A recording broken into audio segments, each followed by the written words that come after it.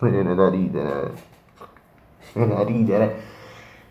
Come si fa? Io non ci crederò mai a sta news, eh.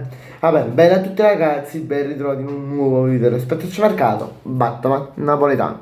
Come state, voglio? Spero tutto bene. Allora, giù. Tutto sport. Stamattina, verso le 10, anzi no, forse anche prima, verso le 8 e mezza, 9, ci dà una news. Quella di Teo Hernandez che si è proposto al Napoli. Ci saranno alcuni pareri no, scontenti, contrari, qualche parere negativo, ecco, e qualcun altro anche positivo come il mio. Però aggiungo uno come Teo Hernandez che alla Lilal prende, quando prende 20 milioni netti all'anno, se non sbaglio, non potrà mai venire a un club come nel Napoli, soprattutto per l'ingaggio. Il Napoli è sempre disposto a offrire come ingaggio a un giocatore massimo 5-6, esagerando 8 milioni all'anno, quindi anche se si riduce lo stipendio di qualche milione di euro, no, il Napoli non potrà mai prenderlo, visto che era disposto a ridursi lo stipendio a circa 10 milioni e mezzo, 11 milioni a stagione, però per il Napoli è troppo alto. Io per esempio me la andrei a prendere De Hernandez, perché è fortissimo come calciatore.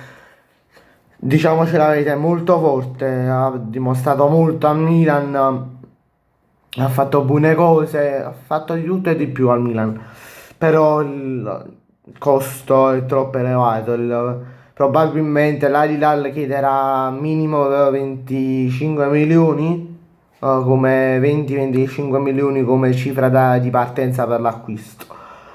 Ma vabbè, io sono stupito da questa notizia perché sinceramente non me l'aspettavo. Però ovviamente le notizie di tutto lo sport non è che si devono prendere con le pinze, ancora di più si devono prendere con le super pinze.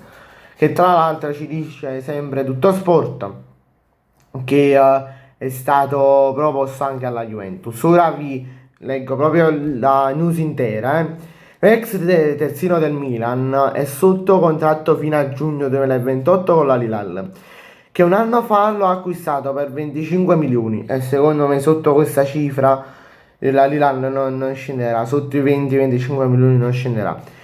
Il principale nodo da sciogliere è rappresentato dal suo stipendio da 20 milioni netti all'anno, cifra stratosferica. Teo può trasferirsi anche con una formula di prestito.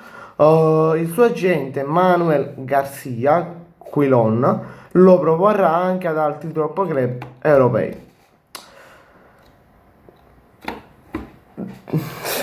Cioè, aggiungo, come prestito, secondo me, la Lilal non lo cederà mai in prestito. Poi questo, come si chiama? Manuel Garcia Quilon può fare di tutto per convincere l'Alilal, ma secondo me l'Alilal non si smuoverà sul prestito. O farà un prestito con obbligo che per forza te lo devi acquistare a tipo 20 milioni, cifra base più qualche bonus per apparare a 24-25 milioni, oppure te lo dirà no, io non voglio fare la formula di prestito, ma voglio